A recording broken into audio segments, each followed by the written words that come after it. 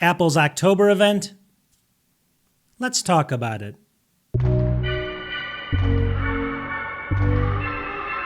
Welcome back to the channel.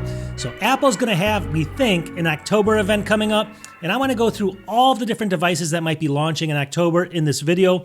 So I'm kind of excited because we think there's going to be new iPads coming out, a whole bunch of new MacBooks and MacBook Pros, and a couple other Macs that are kind of sleeper Macs sitting in there, and we'll cover all of those in this video. We don't know the exact date yet, but compared to last year, I think it was right around Halloween, so we're thinking like the last week of October. So let's just sit back and relax, and I'm going to go through all of these products, including some really cool benchmarks we think that are going to come out of this. Let's get into it. All right, so the very first product we think they're launching is going to be the brand new iPad mini. Now, I get asked all the time about this. I don't see too many people having it in the wild, but I get asked this. I think people love this device for some reason. This usually launches with the iPhones, but for some reason this year it didn't. I think it's because they threw in so much Apple intelligence. They pushed it back to kind of launch with the Macs. So hopefully it's coming out. Rumors are that it is, and we're going to talk about the specs here and what are the differences. Now, to tell you the truth, there's not going to be a ton of different changes. Obviously, maybe some color changes, but we think the form factor and the design is going to fairly kind of stay the same there. Maybe some thinner bezels, and then we're going to get an upgraded camera for sure. We think, obviously, better cameras on the back of it. The camera on the front of it, front-facing camera, will probably be moved to the front in landscape mode. So there's going to be some small changes like that. They're going to try to fix on the screens. There's not going to be OLED, we don't think this time. So OLED screens are out. It's going to be very similar technology to the last screen, but they're going to fix that jelly scrolling issue that they had, and that's another big change. But the thing beyond this is going to be the change about the CPUs. So the current iPad mini actually has the A15 chip, and we think it's going to be going up to either the A17 Pro chip for Apple Intelligence or the A18 chip. But even if it's the A17 Pro, take a look at my screen over here. This is actually from nanoreview.net. They do great benchmarks, but you can see the difference here. So here's the A15 Bionic. This is single-core Geekbench 6, 2331, or 32, I'm sorry. But the A17 Pro, it's a 27% increase in the CPU single-core performance. And then multi-core over here from the A15 to the A17 Pro is a big 30% difference there to multi-core. So you can see the big difference, 5736 to 7441. So I think that's going to be the big change here. Obviously moving to Apple Intelligence, some new colors, maybe some upgraded cameras, same design, no OLEDs. I think that's what we're going to get with the iPad mini. Let's keep moving. So the next product we think is going to be launching in that event is going to be the 11th gen iPad, basically the base iPads. This is the 10th gen over here, but we think the 11th gen is going to be exactly the same as far as design. I recommend this incredible gold color right here, but we think it's going to look exactly like this. So what is going to change? We actually think Apple's only going to go from, right now this has got the A14 chip, and we think they're going to move that to the A16 chip, which is kind of weird here because this would actually then be, the 11th gen would be the only kind of product in all of Apple's lineup really eventually that can't do Apple Intelligence, right? But I think Apple wants to separate this device because they don't want to sell too many of them because the price is just too good, too low for them, right? They don't want to sell too many, so I think they're going to keep it just below Apple Intelligence, which would be weird to me. It doesn't make a lot of sense, but I can see them going up to the A17 Pro and matching the mini, the iPad mini's chip. But let's take a look. This is still a pretty good performance, so let's take a look at what this performance would be. Okay, here's the nanoreview.net stats again. Over here, so here's the A14 Bionic. This is going to be 2079, but if it jumped up to the A16, it would be 2627, a 26% increase in single-core performance, which is actually pretty good, right? 26%, but multi-core is where it would be. A14's down here, 4779, all the way up to 6838. So it's a 43% multi-core increase as far as performance on Geekbench 6. So overall, even though it wouldn't have the Apple Intelligence all the way up to that 17 Pro, it would still be almost a 43% jump in its performance on multi-core. And for a basic device, this is already fast enough for most people. It would just be a winner overall, I think. All right, the next product we think is actually coming out in October also is going to be the M4 iMac. Basically the computer I have right here, but the M4 version, which is kind of weird because the M3 version didn't come out that long ago. But I think this is super compelling, all right? As we heard, Apple might be shipping 16 gigs of RAM minimum on all their devices as the base model. They're doing this because of competition. So just imagine this. If they kept the price the same, $1,299, you had an M4 chip, you had 16 gigs of RAM for $1,299. This is like a perfect YouTube setup for sure. This screen's better than almost any screen out there that you can buy separately. So overall, that would just be a great product for sure. I mean, the cost is compelling. And that chip, the M4 chip I'm going to show you in a second, is basically as fast as the M2 MAX chip. So it's going to be a huge performance increase as well. So that's a compelling thing on the iMac for sure. Now, a sleeper one that we do not think's coming, but I'm just hoping for it, would be the 24-inch with the M4 Pro chip. Actually, the Pro chip in there. Can you imagine that? So imagine this, the M4 Pro chip in an iMac 24-inch, then 16 gigs of RAM. And that would be like maybe $16.99 and then $19.99 for an M4 Pro with 32 gigs of RAM. Think about that cost. It would be under $2,000, super powerful, the M4 Pro, 32 gigs of RAM for under $2K. Would you buy that? I think that would be a really, really good, compelling, again, system for a lot of home users that don't travel a lot, that don't need the laptop. But overall, this is one that we're kind of debating on. I don't think 27 or 32 inch or 30 inch is coming out on this yet. I think that might be next year, the year after, if ever. We're praying for it, but I don't think it's coming this year. All right, the next product is actually the Mac Mini, the M4 Mac Mini, and I'm probably the most excited about this. Now, I showed some renderings on my channel a couple of weeks, maybe a week and a half ago, and I'll put them up here. You can see it's supposed to get smaller, like the size of an Apple TV, but maybe a little bit thicker. These are just rumors, so we don't know for sure. But it's also supposed to get rid of the USB-A ports, go up to 5 USB-C ports on it, and maybe 2 on the front as well. So it's going to look a little bit different, as you can see in the designs there. We don't know, like basically the base model of this might only come with, 3 Thunderbolt and 2 maybe USB-C or vice versa. Maybe they won't even have the front ports on the base model, only on the Pro version.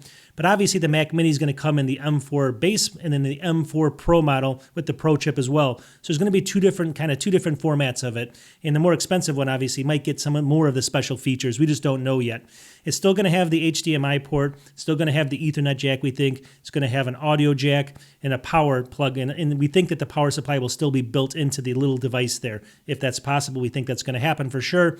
Overall, though, those are, we think, what the changes are. But it's really compelling here because of the performance of this little device. Okay, so why do I think the base level Mac Mini is going to be kind of the most compelling of all the devices here? Well, think about this for a second. The $599 price, right? The M4 chip, 16 gigs of RAM, if you think that's going to be the base model, $599. They usually are on sale for $499 everywhere you can find them, like at Best Buy and stuff. If they keep the price the same, that is an incredible deal. But even beyond that, I want to show you something. So the M4 chip is so powerful, just in that little base model with the 16 gigs of RAM. Take a look at my screen over here. This is going to be Nano Review again. The M2 Max chip, right? Single core, $26.95. This is the M2 Max chip. They don't even have it in the Mac Mini, but I just want to put it there. Max. The M4 chip. Look at that. The M4 chip is 41% faster than the M2 Max chip on single core. But even this, look over here. The M2 Max is only 2% faster than the M4 chip. Look at the score, 14,891 versus 14,541. It's only 2% faster, and that's the Max chip, not even the Pro chip, the Max chip. So the M4 chip is basically like getting an M2 Max chip from just like a year and a half ago, and you're getting it for $599, maybe $499. So here's the best, most compelling product, I think, in the entire lineup with the new design and everything. So keep an eye out for this. All right, next comes the 14 and 16-inch MacBook Pros, but hear me out for a second. Now, if you're waiting for some kind of like design change, that's going to probably happen at the end of 2025. They might actually get OLED screens back then too. But right now, we think these are going to stay the exact same on the screens, the exact same designs. Everything will be the same except for a couple small things, which we'll get into here. But out of all these models, we think the most compelling is going to be the base level 14-inch MacBook Pro with the M4 chip. Not the M4 Pro, but the M4 chip. Now, why is this the case? Think about this for a second. Again, base levels are either going to have 16 or 18 gigs of RAM standard. You don't have to pay extra. So for $15.99, you're going to get the 14-inch MacBook Pro with the M4 chip. You're obviously, and you're going to spend that much money, but you're going to get that speed of that M4 chip. But now with 16 or 18 gigs of RAM, and now it's going to actually have an extra USB or Thunderbolt port on the right side. They fixed the issue with that on the main board, so you're going to get an extra port there as well. And it's going to be able to connect to more different screens or multiple screens than it was before as well. And you want to have it in clamshell mode and shut down and stuff. So there's a couple things that are coming with that system. So that system, I think, is overall the most compelling, especially when you look at the performance. It's going to be good enough for like 90% of even medium range to high-end YouTubers. I mean, even someone like me could easily use that. I mean, maybe the most advanced stuff using the advanced codecs and 8K and stuff will need faster Max and Ultra chips. But for the most part, even that M4 with 16 or 18 gigs of RAM can crunch through a lot of YouTube videos. And then we get into the actual 14 and 16-inch MacBook Pros with the actual Pro chip. So the M4 Pro chip, and they're going to probably come out with the M4 Max chip in this lineup as well. So the M4 Pro and the M4 Max. Now, who is this for? And I'm going to show you some benchmarks. Now, obviously, if you have an M1 or an M2, you might want to think about this upgrade to the M4. If you have an M3, I wouldn't really touch it just because there's not going to be enough performance increase for you. There's going to be no design changes for you as well. And I mean, I don't know if it's worth it to you until you want to wait for the next year where you're going to get all the design changes. But for now, if you're on an M1 or M2, let me show you a couple of things that are pretty compelling. So here's a chart I made here, and we're just going to put the M2 Max up here. I talked about that earlier just to have an example, but we'll come back to this in a second. So here's the Apple M2 8-core. This is going to be multi-core Geekbench 6, right, just so you know. So the M2 had 9,700. The M3, this is just the base level, 11,000. But look at the M4 chip. This is a 10-core chip, 14,501 on Geekbench multi-core. But this is the reason now. Look over here. So the M4 Pro jumps all the way up to 18,111. Look at this big jump here on the Pro chip. And then the Max. Well, first of all, before I even do that, let's go all the way back here to the M4 chip. So again, I can show you here. Here's the M4 chip. And look at this. It's basically the same speed as the M2 Max. So the Max chip is the same as the M4 now. But then we go up to 18. But look at this last one, 23,261 on the M4 Max 12-core. So this is the one you want to get if you're like a super power user. But I don't think you're going to need this. I think this M4 Pro right in here, 18,111, is going to be exactly what most people are, like kind of the sweet spot of everything.